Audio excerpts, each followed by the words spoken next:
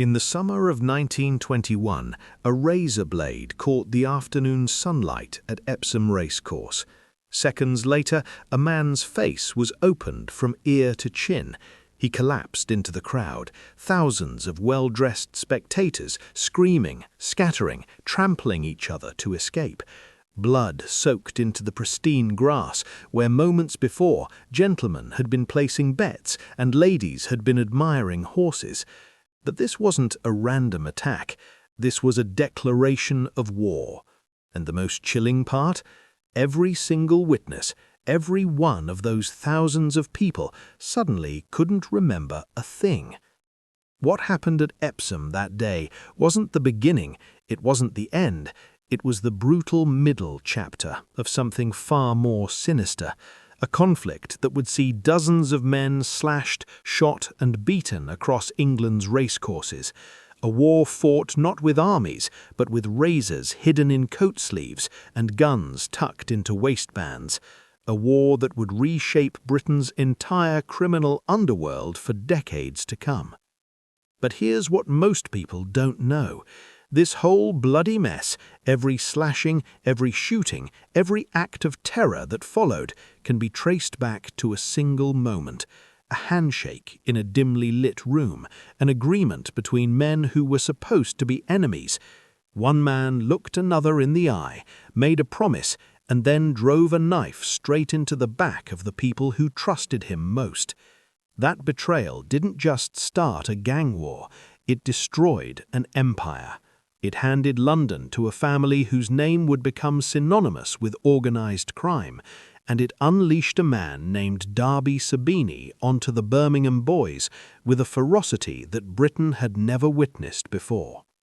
If stories like this grip you, the hidden criminal histories that shaped the Britain we know today, make sure to subscribe and stay with me, because what happened next changed everything. Before Darby Sabini, before the razors and the bloodshed, before any of it, there was Billy Kimber. And if you wanted to place a bet anywhere in England in the early 1900s, you answered to him. Kimber didn't come from money. He came from the cramped, smoke-choked streets of Birmingham's Bawdsley Green, a neighborhood where survival meant learning to fight before you learned to read. The men who grew up there didn't have career options, they had choices. Work yourself to death in a factory, or take what you wanted by force. Kimber chose the latter, and he was exceptionally good at it. What made Kimber different wasn't just his capacity for violence. Plenty of men in Birmingham could swing a fist or wield a blade. What set him apart was his mind. He looked at England's racecourses, those sprawling temples of gambling where thousands gathered and millions changed hands, and he saw something nobody else had fully exploited. He saw an opportunity. Here's how it worked. Bookmakers needed pitches at racecourses to operate. Prime spots meant more customers, more bets, more money. But those pitches weren't officially allocated. There was no governing body handing out licenses. It was chaos. And into that chaos stepped Billy Kimber with a simple proposition. You want to work this racecourse? You pay me. You don't pay me, you don't work. Worse, you might not walk again. The protection racket wasn't new, but Kimber industrialized it. He organized the thugs and enforcers from Birmingham into something resembling an actual operation. They called themselves the Birmingham Boys, though newspapers would later dub them the Birmingham Boys. They had structure, they had discipline, they had a reputation so fearsome that most bookmakers didn't even think about refusing payment. The smart ones just handed over the cash and considered it a business expense. By the mid-19-teens, Kimber's reach extended far beyond Birmingham. His men controlled pitches at racecourses across the Midlands, into the north and increasingly toward the south. They travelled in groups, arriving at tracks with an air of menace that preceded them like a storm front. Bookmakers who'd never met Billy Kimber knew his name. They knew what happened to people who crossed him, and that knowledge was worth more than any army. But here's a detail that often gets overlooked.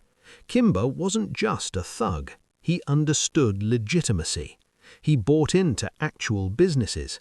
He cultivated relationships with track officials who found it easier to cooperate than resist. Some historians suggest he even had connections with certain police officers who found reasons to look the other way. The line between criminal and businessman blurred so completely that even Kimber himself might have struggled to say which side he stood on. At the height of his power, Billy Kimber was essentially untouchable. He had the muscle, the money, and the network. The Birmingham Boys moved across England like they owned it, because in many ways they did. Rival gangs existed, sure. Small-time operators tried to carve out their own territories, but nobody challenged Kimber directly. Nobody was that foolish. Or so he believed. What Kimber failed to see, what his success had blinded him to, was that London was different.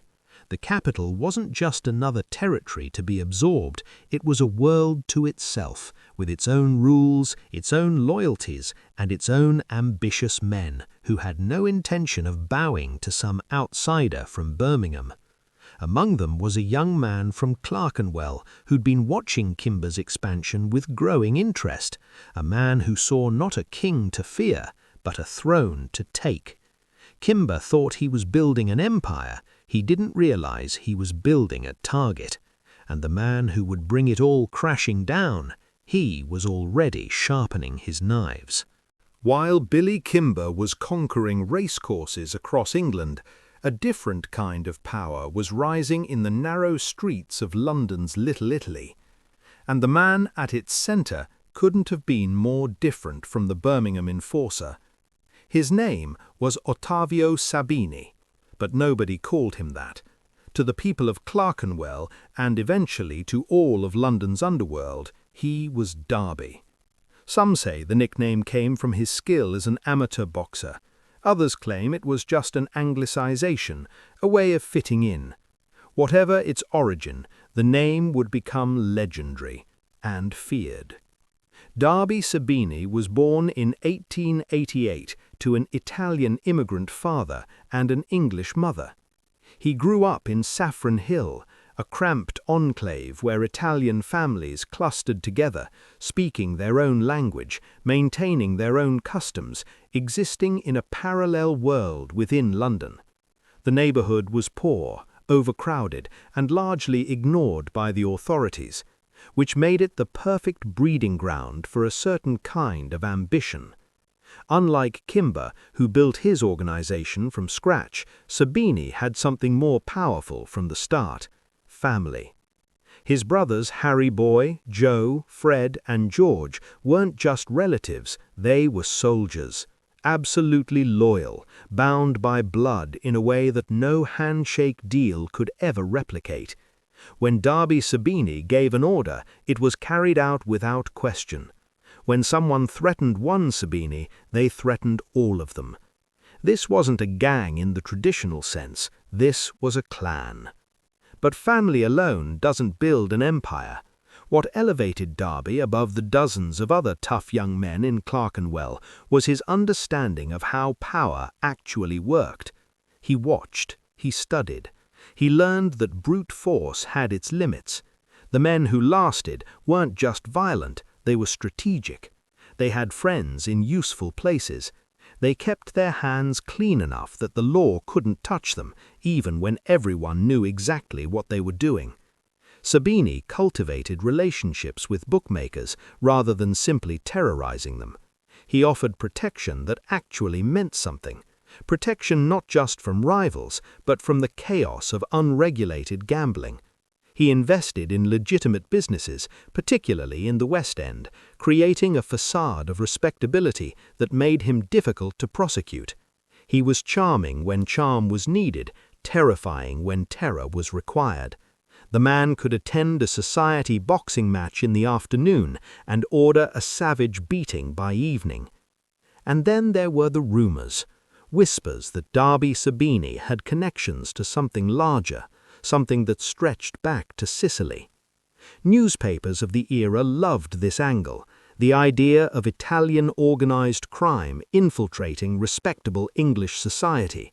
They painted Sabini as some kind of foreign menace, an invader bringing continental corruption to British shores.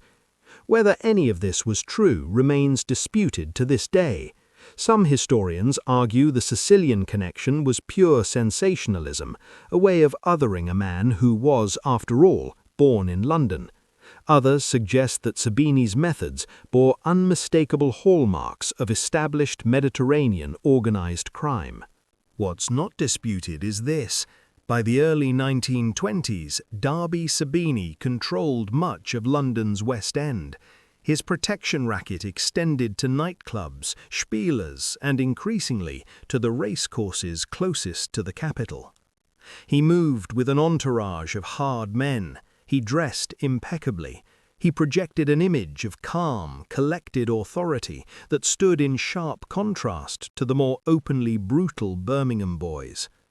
But Sabini wasn't satisfied with London. He looked at the racecourses stretching across the south of England, Epsom, Brighton, Kempton Park, and saw fortunes being made, fortunes currently flowing into Billy Kimber's pockets. And that, to a man of Sabini's ambition, was simply unacceptable. The problem was straightforward. Kimber was established. He had the numbers. A direct confrontation would be costly, possibly suicidal. The Birmingham Boys had been doing this for years. They were organized, experienced, and utterly ruthless. Taking them on would require more than just the Sabini family and their Clerkenwell allies. It would require help from someone unexpected, someone who had their own reasons to see Kimber fall. Sabini didn't know it yet, but that help was closer than he imagined. In the winding streets of Whitechapel, another power was watching both empires with calculating eyes. A man named Alfie Solomon had been weighing his options, considering his alliances, and preparing to make a decision that would drench England's racecourses in blood. Two empires now stood on the edge of collision, but the spark that would ignite everything wasn't coming from Birmingham or Clerkenwell. It was coming from a betrayal that neither side saw coming. Every war has a moment that makes it inevitable, a point where the fuse is lit and nothing can stop what follows. For the bloodiest gang conflict Britain had ever seen, that moment came not with a gunshot or a slashing, but with a conversation. Alfie Solomon was not a man who inspired immediate fear. He didn't have Kimber's imposing reputation or Sabini's polished menace. What he had was something more dangerous: intelligence, patience, and absolutely no loyalty to anyone but himself. Solomon ran with the Jewish gangs of Whitechapel, a tight-knit network of criminals who operated in London's East End. They weren't as large as the Birmingham Boys or as organized as the Sabinis, but they were significant.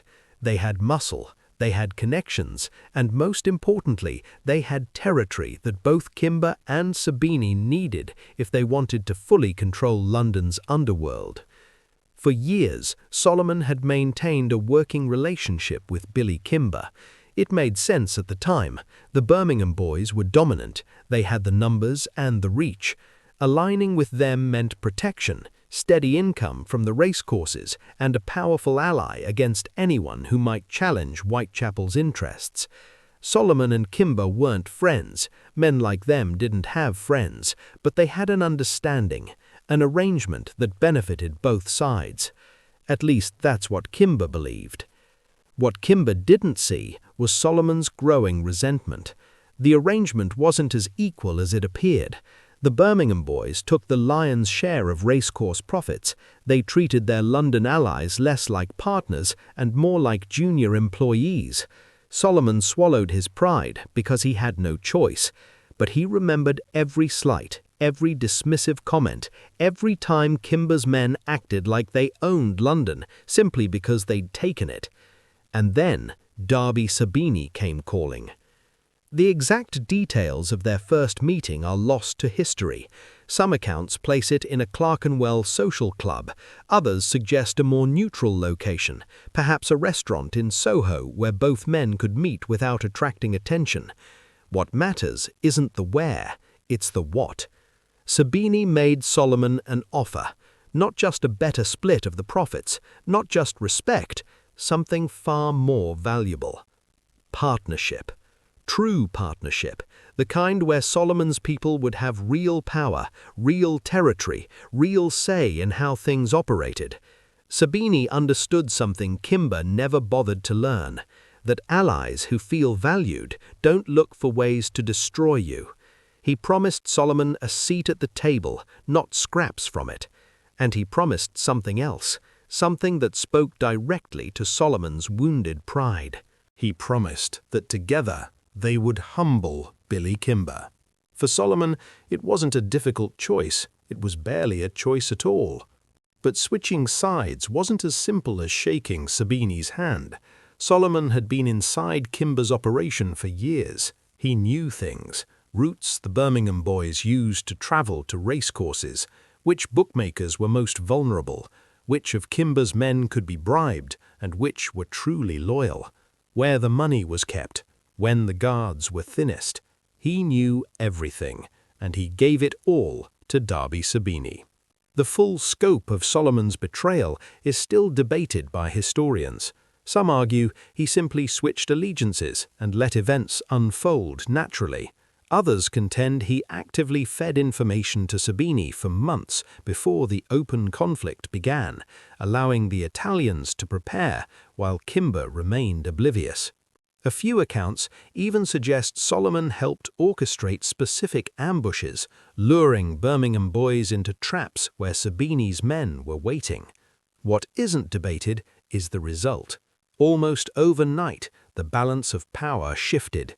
Sabini suddenly knew Kimber's moves before Kimber made them. Birmingham Boys who'd operated with impunity found themselves walking into hostile territory without backup. Bookmakers who'd been paying Kimber for years received visits from Sabini's men, offering a simple choice: switch your payments or face the consequences. Many switched. They could see which way the wind was blowing. Kimber, for all his cunning, was blindsided. He'd spent years building relationships, establishing dominance, creating what he thought was an unshakable network. And it was crumbling because a man he'd dismissed as a minor ally had been keeping notes the entire time.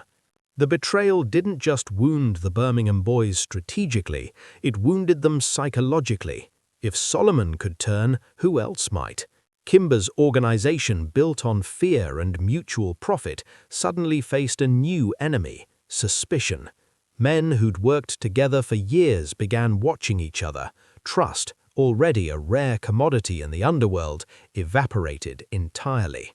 And Sabini? He pressed his advantage with ruthless efficiency.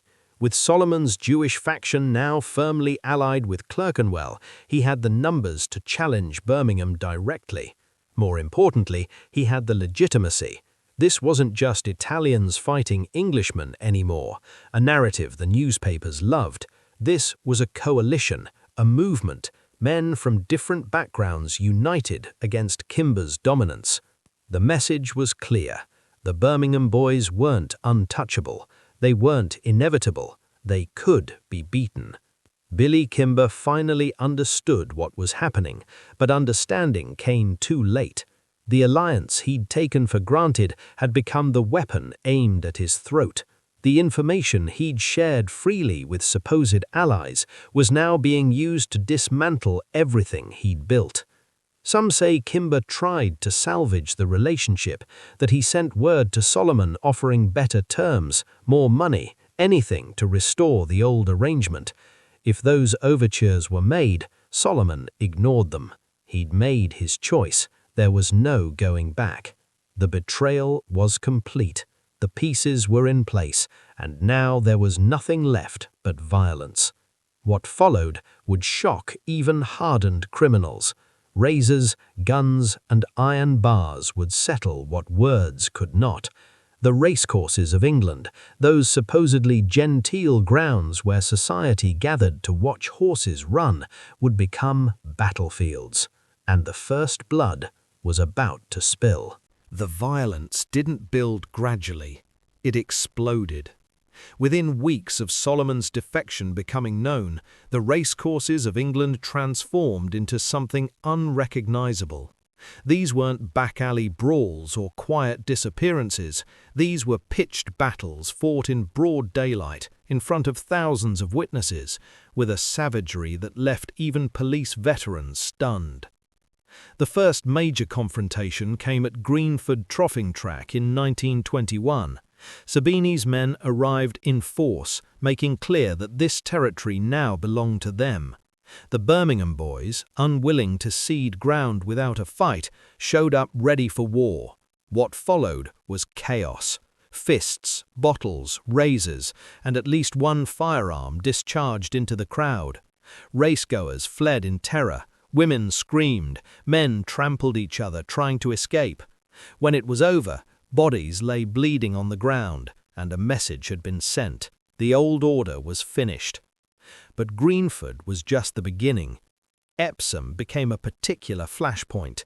The Derby meeting attracted enormous crowds and even more enormous sums of money. Whoever controlled Epsom controlled a fortune. Both sides knew it, both sides wanted it, and neither was willing to back down. Attacks happened almost weekly during the racing season. A Birmingham man would be walking through the crowd, and suddenly 3 Sabini soldiers would materialize around him. Seconds later, he'd be on the ground, face slashed open, while his attackers melted back into the mass of spectators. The victims rarely talked to police. They knew what happened to informers. The weapon of choice tells you everything about the nature of this war.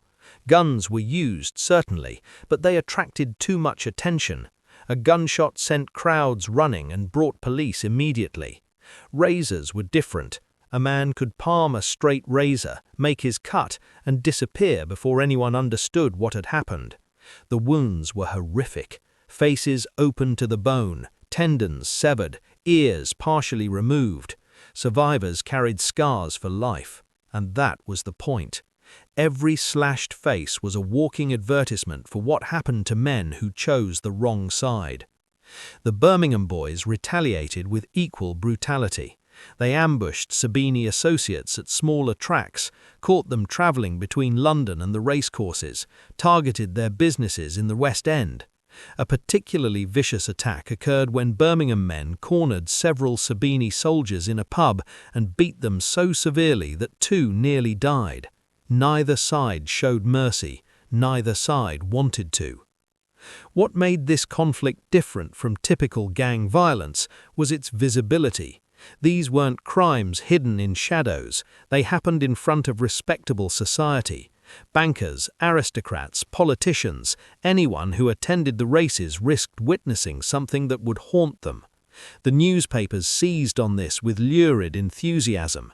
Headlines screamed about race gang terror and Italian vendetta on English soil. The coverage was breathless, sensational, and deeply uncomfortable for authorities who'd prefer the public didn't know how little control they actually had. And here's where things get murky. Police response to the racecourse war was inconsistent at best and suspicious at worst. Some officers made genuine efforts to crack down on both gangs. Others seemed remarkably uninterested in pursuing certain perpetrators. Arrests were made, but convictions were rare. Witnesses developed sudden amnesia. Evidence disappeared. The question that historians still debate is straightforward.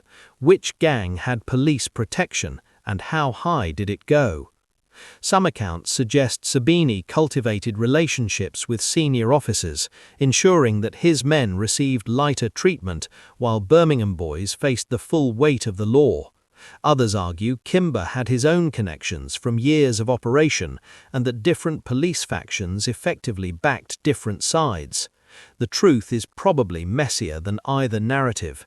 Individual officers taking bribes from whoever paid best, no coordinated conspiracy, but rather a system so corrupt that both gangs could exploit depending on circumstances.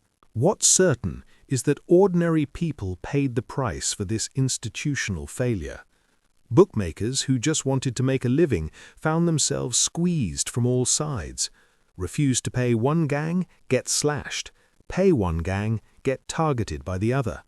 Some abandoned the racecourses entirely rather than navigate this impossible situation. Others took their own lives rather than face mounting debts and constant terror. These casualties rarely made the newspapers. They weren't dramatic enough. The violence spread beyond the tracks themselves. Sabini's West End establishments became targets. A Clerkenwell social club was attacked, windows smashed, patrons beaten. Birmingham-affiliated businesses faced arson. The conflict bled into neighborhoods where ordinary families lived, where children played in streets that suddenly weren't safe. What had started as a dispute over racecourse profits had become something uglier, a territorial war that respected no boundaries. By mid-1921, the situation had grown so severe that racing authorities considered drastic measures. There was talk of banning known gang members from racecourses entirely, of hiring private security forces to supplement inadequate police presence. Some tracks did implement stricter controls, but enforcement was nearly impossible. How do you identify a gang member in a crowd of thousands? How do you stop a razor attack that takes 3 seconds? The authorities were playing catch-up against men who'd been perfecting their methods for years. The turning point, if there was one, came when the violence began affecting people who mattered to those in power. An aristocrat's son was caught in a crossfire at Brighton. A prominent bookmaker with political connections was hospitalized after a severe beating. Suddenly, the gang war wasn't just a problem for the lower classes, it was an embarrassment. Pressure mounted on police to actually do something. But by then, the damage was done. Billy Kimber's grip on the southern racecourses had been broken. His men, demoralized by months of losses and the constant paranoia of not knowing who might betray them next, began drifting away. Some made peace with Sabini individually, others simply left the life entirely. The Birmingham Boys didn't collapse all at once. Empires rarely do. They crumbled piece by piece, man by man, until what remained was a shadow of what Kimber had built. Darby Sabini, meanwhile, consolidated his victory with the same methodical intelligence he'd shown throughout. He absorbed former Birmingham territories. He rewarded Solomon and the Jewish faction for their loyalty, though some whisper he never fully trusted his ally, keeping him close precisely because a man who betrays once might betray again.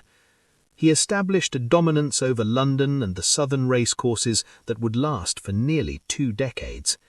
The war wasn't officially over. There would be more skirmishes, more slashings, more scores settled in dark corners. But the outcome was no longer in doubt. The Birmingham Boys had been broken. Sabini had won. Or had he? Because victory in the underworld is never permanent. The same forces that destroyed Billy Kimber were already gathering around Darby Sabini, and the man who'd risen through betrayal would eventually face betrayals of his own. What happened to these men, the victors and the vanquished alike, reveals something uncomfortable about how we remember criminals and how we forget their victims. History remembers the winners, but what it often forgets is that in the underworld, winning just means you haven't lost yet. Billy Kimber's fall from power didn't end with a dramatic execution or a climactic final battle. It ended with something far more ordinary: irrelevance. By the mid-1920s, the man who'd once controlled racecourses across England had been reduced to a marginal figure, his empire absorbed, his reputation diminished, his name spoken less in fear than in past tense. He drifted through the following years, attempting minor comebacks that went nowhere, watching from the sidelines as Darby Sabini enjoyed the kingdom that had once been his. Some accounts suggest Kimber eventually made a quiet peace with his defeat. He retreated from the front lines of organized crime, focused on smaller ventures, and lived out his remaining years in relative obscurity. He died in 1945, largely forgotten by a public that had moved on to newer, more immediate horrors. The Second World War had a way of making pre-war gangsters seem almost quaint. The man who'd terrorized bookmakers for decades slipped away without fanfare, a footnote in the history he'd once dominated. But Kimber's fate, however anticlimactic, was gentler compared to what awaited his conqueror. Darby Sabini's reign lasted longer than anyone might have predicted. Through the 1920s and into the 1930s, he maintained an iron grip on London's racecourses, the West End gambling scene, and a network of legitimate businesses that made prosecution nearly impossible. He lived well, he dressed immaculately, he attended high society events where respectable people pretended not to know how he'd made his fortune. For nearly 2 decades, Sabini was untouchable. And then came 1940. When Britain declared war on Italy, Darby Sabini's carefully constructed world collapsed overnight. Despite being born in London, despite having lived his entire life in England, Sabini was classified as an enemy alien under wartime regulations. The same Italian heritage that shaped his identity and bound his family together now made him a target of the state he'd spent decades operating within. He was arrested and interned, sent to a camp on the Isle of Man alongside thousands of other Italian-British residents deemed potential security risks. The irony was bitter and complete. A man who'd bribed police officers, corrupted officials, and operated with impunity for years was finally brought down not by rival gangsters or determined detectives, but by paperwork, by a bureaucratic classification that cared nothing of his power or his connections. Sabini's internment broke something in his organization. Without their leader, the carefully balanced network of family loyalty and strategic violence began to fracture. Rivals sensed weakness and moved against Sabini territories. Associates who'd been held in check by fear of Darby personally grew bold. By the time Sabini was released after the war, the world he'd ruled had changed beyond recognition. He never fully recovered his former position. The post-war criminal landscape belonged to different men with different methods. Sabini lived until 1950, dying of natural causes in a country that had largely forgotten his name. Like Kimber before him, the man who'd once commanded fear across London's underworld faded into historical obscurity. But here's where the story gets uncomfortable. Because while we know what happened to the gangsters, we know almost nothing about their victims.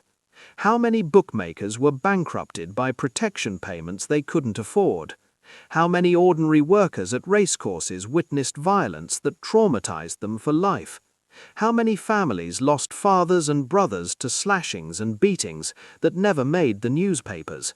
The historical record is nearly silent on these questions. We have detailed accounts of gang leaders' movements, their rivalries, their strategic decisions. We have almost nothing about the people who suffered under their reign. This silence isn't accidental. It reflects what society chose to remember and what it chose to forget. The gangsters were dramatic, colorful, larger than life. Their victims were ordinary, and ordinary doesn't make for compelling stories. The questions that historians still argue about only deepen this discomfort. How corrupt were the police, really? Some researchers suggest the Metropolitan Police of that era was so thoroughly compromised that certain officers were effectively on gang payrolls.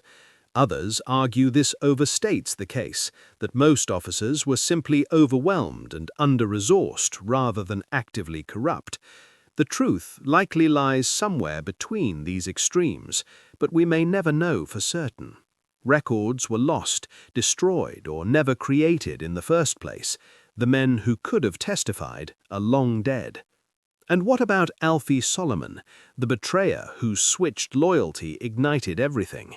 His fate is perhaps the most mysterious of all. Historical accounts diverge sharply. Some suggest he prospered under Sabini's protection, enjoying the rewards of his treachery for years. Others claim the alliance soured, that Sabini, ever suspicious of a man who'd proven his willingness to betray, eventually moved against his former ally. A few accounts hint at a violent end, though details are scarce and contradictory. What we do know is that Solomon never achieved the lasting notoriety of either Kimber or Sabini. The man whose decision changed everything somehow slipped through history's fingers. Perhaps that's fitting. Betrayers rarely get monuments. The modern fascination with this era raises its own troubling questions. When Peaky Blinders premiered in 2013, it brought the world of 1920s British gang warfare to a massive international audience.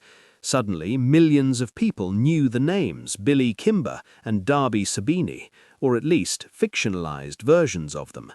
The show was stylish, compelling, brilliantly acted.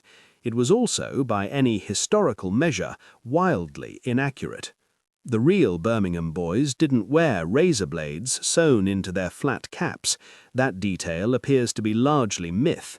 The real gang wars were messier, less cinematic, and far more brutal than any television drama could depict. The real victims weren't background extras, but human beings whose suffering was very real. Yet the show's success revealed something about how we relate to criminal history. We want the drama without the genuine horror. We want charismatic anti-heroes, not traumatized bookmakers. We want style, swagger, and sharp suits, not the grinding fear of ordinary people caught between violent forces they couldn't control or escape. Historians have pushed back against this romanticization, but their voices are often drowned out by the entertainment machine. Academic books about the racecourse wars sell modestly. Peaky Blinders merchandise generates millions. The market has spoken, and it prefers myth to reality. Perhaps most unsettling is what the racecourse wars reveal about power itself. Billy Kimber built an empire on violence and fear. Darby Sabini took it from him using the same tools. Both men enjoyed years of wealth and influence. Both men died in obscurity. The empires they fought over, the racecourse pitches, the bookmaker payments, the territorial boundaries, mean nothing now. The money they accumulated is long spent. The fear they inspired has been forgotten.